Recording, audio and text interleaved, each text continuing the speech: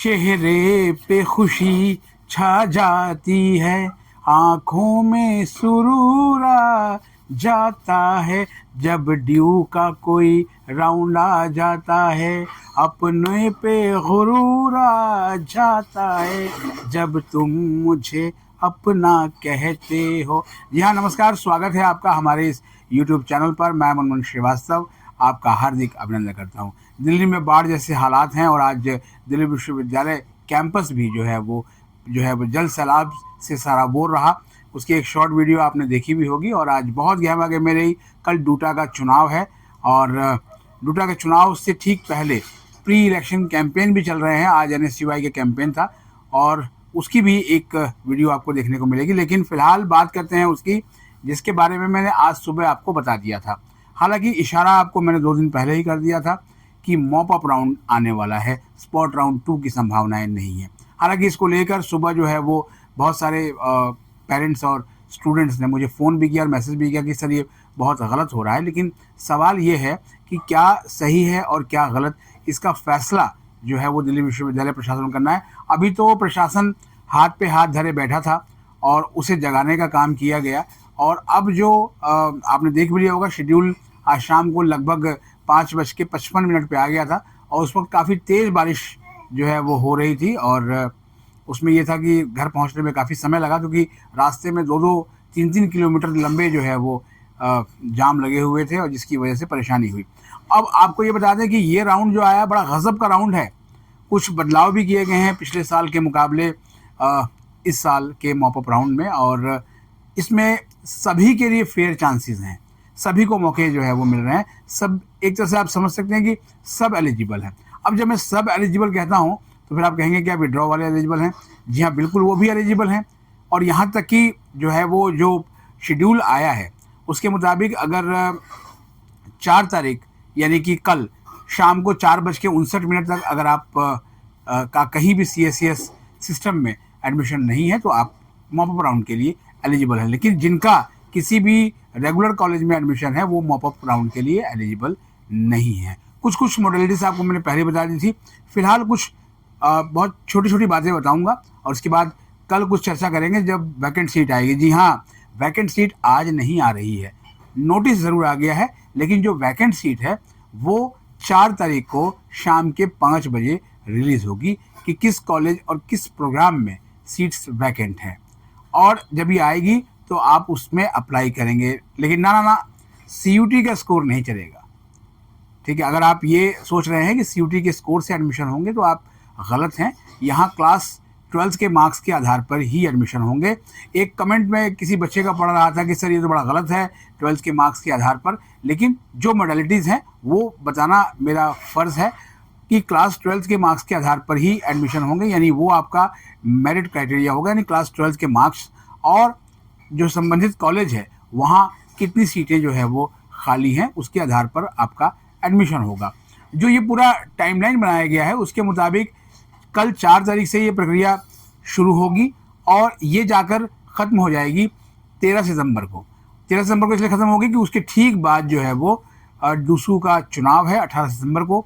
और जो कैंडिडेट्स यहाँ पर एडमिट होंगे वो डूसू चुनाव में, उनके कॉलेज में अगर डूसू चुनाव होते हैं, क्योंकि सारे कॉलेजेस डूसू से एफिलेटेड नहीं हैं, तो वो वोट डालने के लिए जो है वो एलिजिबल होंगे।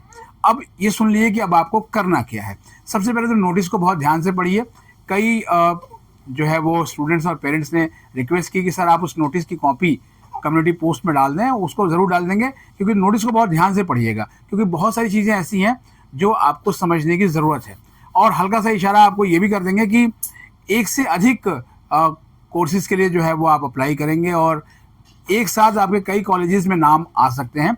उसमें से चुनना आपको एक सीट होगा और उसी की फ़ी पेमेंट आपको करनी होगी। इसके लिए आपको 2 दिन का जो समय है वो मिलेगा, तो आप उससे चूकिएगा नहीं। और फ़ी पेमेंट जो है वो ऑनलाइन होगी। और सबसे बड़ी खुशखबरी उनके लिए है जिन्होंने CUT के एग्ज़ाम नहीं दिया था। मेरे पास ऐसे बहुत सारे फ़ोन कॉल्स आए थे करीब लगभग 3rd राउंड के आने के बाद, मिड एंट्री में भी जो पार्टिसिपेट नहीं कर पाए थे कि सर अब क्या कोई मौका हमारे लिए बन सकता है। तो उनको हमने कहा था कि अगर मॉप अप राउंड आता है तो शायद उसमें हो। और जी हाँ, ड्यू ने उनको भी मौका दे दिया है। मॉप अप राउंड में आप शामिल हो सकते हैं अगर आपने जो है वो 1000 रुपये आप फीस देंगे और आपका 250 रुपये रजिस्ट्रेशन जो है वो चार्जेस आपके जो है वो लगेंगे और आप जो है वो एलिजिबल हो जाएंगे इस मॉपअप राउंड के लिए, क्योंकि ये राउंड जो है वो पूरी तरह से जो है वो क्लास 12 के अंकों के आधार पर है। जैसा ड्यू में पुराना सिस्टम था 1 लैंग्वेज प्लस 3 जो है वो डिसिप्लिन सब्जेक्ट्स, और साइंस कोर्सेज में पीसीबी और पीसीएम का क्राइटेरिया होता है और कहीं कहीं जो है उसमें एक लैंग्वेज भी जो है वो जुड़ जाती है कुछ कोर्सेज में। तो ये क्राइटेरिया है। अब आपको बताते हैं कि आपको करना क्या है। आप सबसे पहले जो है वो देखें कॉलेज और किस प्रोग्राम में सीट्स वैकेंट है, आप उसकी जो है उसके लिए आप अप्लाई करेंगे और अप्लाई करने के लिए वेबसाइट आपकी वही होगी। आपको admission.uod.ac.in पर जो है वो आप जाके अपनी वैकेंट सीट्स देखेंगे और सारी जो प्रक्रियाएं हैं ये वहीं पर चलेगी। और इसमें एक चीज़ और भी है कि मल्टीपल एलोकेशंस होंगी। मान लिया आपने 5 कॉलेजेस के लिए अप्लाई किया है और 5 में हो सकता है कि आपको सीट मिले और वो जो एलोकेशंस हैं वो सारे कॉलेजेस को दिखेंगी, यानी जितने भी कॉलेजेस हैं वो सबको एलोकेशंस दिखेंगी। तो आप जो है वो कोई एक प्रोग्राम को चूज़ करेंगे और उसकी फ़ी आप सबमिट करेंगे और बाकी प्रोग्राम हट जाएंगे। लेकिन अगर आपको लेटर ऑन जो है वो किसी और कॉलेज में भी सीट मिल जाती है, कोई और एलोकेशन मिलती है, तो आप उसे भी चूज़ कर सकते हैं पहले वाले को कैंसिल करके। यानी कि एक तरह से देखा जाए तो ये एक अपग्रेडेशन ही होगा और आपको वो सीट वहाँ पर मिल जाएगी। अब सवाल ये है कि क्या जो फिर वही होगा कि पहले कॉलेज में सीट मिली थी और दूसरे कॉलेज में सीट मिल गई तो फीस का अंतर तो होगा। जो हाँ, आपको वो डिफरेंट जो फीस है, फीस का जो अंतर है उसका भुगतान जो है वो आपको करना होगा और इसके बाद जो है वो आप एलिजिबल हो जाएंगे। और इस राउंड को हालांकि थोड़ा सा इसका स्पैन लंबा है, लेकिन उसमें यह है कि कोशिश ये की गई है कि बहुत सारे, इसीलिए जो वैकेंट सीट्स हैं उनकी डिटेल आज नहीं दी गई। उम्मीद तो ये की जा रही थी कि जैसे ही नोटिस आएगा तो नोटिस के साथ ही जो है वो शाम को आपको वैकेंट सीट देखने को मिल जाएगी। लेकिन डूटा चुनाव की तैयारियां जो है वो दिल्ली विश्वविद्यालय में चल रही हैं और बरसात को देखते हुए, जो भारी बरसात हो रही है उसको देखकर डूटा चुनाव कराना भी अपने आप में मुश्किल है। और कल दिल्ली विश्वविद्यालय में एक प्रेस कॉन्फ्रेंस भी रखी गई है डूसू इलेक्शन की मोडालिटीज़ को लेकर, उसके मॉडल कोड ऑफ कंडक्ट को लेकर। तो प्रशासन का पूरा जो अमला है वो इसमें जो है वो व्यस्त है। इसीलिए वैकेंट सीट्स जो है वो कॉलेज से मंगा के उन्हें कंपाइल करके और जो है वो वेबसाइट पे डालने में थोड़ा वक्त लगेगा, क्योंकि इसमें ये माना जा रहा है कि इस मॉपअप राउंड की छतरी के नीचे मैक्सिमम कॉलेज आ सके जहाँ पर सीट्स वैकेंट हैं, क्योंकि विड्रॉ के बाद जो है वो कई कॉलेजेस में जो है वो सीटें खाली हुई हैं अलग अलग कोर्सेज में। अब ये कितनी हैं इसका पता तो कल ही चलेगा। आज आप सबने कहा कि सर एक जो है वो आप अपडेट और ज़रूर दीजिएगा, इसीलिए मैंने इतनी रात गए सोचा कि आपको जो है बता दें। और आप सभी को शुभकामनाएं कि जो है वो कल आपके लिए जो है वो अपनी पसंद के कोर्स और कॉलेज में सीट आए और वो सीट बाद में आपको मिल भी जाए। तो अब आप कमर कस लीजिए। और हाँ, एक और जो है वो आप सभी से रिक्वेस्ट, और वो ये है कि इस राउंड में आप अपना जो पर्सनल डेटा है उससे आप एडिट कर सकते हैं। आप अगर ऑलरेडी CSCS पोर्टल पे हैं तो आपको कोई फ़ीस नहीं देनी है, फ़ीस उनको देनी है जो आकर जो है वो रजिस्ट्रेशन इसमें करेंगे।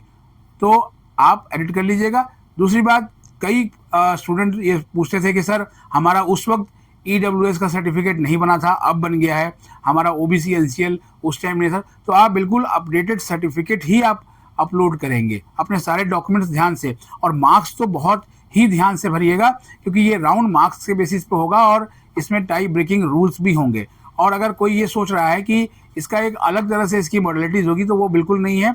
जो दिल्ली विश्वविद्यालय का एडमिशन बुलेटिन और एलिजिबिलिटी क्राइटेरिया CUT में था सब्जेक्ट्स को लेकर, वो यहाँ भी जो है फॉलो होगा। बस केवल अंतर इतना है कि वहाँ CUT के स्कोर से एडमिशन हो रहा था और यहाँ पर क्लास 12 के मार्क्स के आधार पर। कुछ और भी आपके सवाल ज़रूर होंगे, अपने कमेंट बॉक्स में डाल देगा। डूटा चुनाव के व्यस्त शेड्यूल के बीच में भी हमारी कोशिश होगी कि उनके जवाब दिए जा सकें और सब्जेक्ट एक्सपर्ट्स के साथ आपको संतुष्ट किया जा सके। आज के लिए फ़िलहाल इतना ही। हमारे चैनल पर नए हैं तो चैनल को सब्सक्राइब कर लीजिए और इसे अपने दोस्तों के बीच शेयर कीजिए। मिलते हैं एक और एपिसोड के साथ, तब तक के लिए नमस्कार।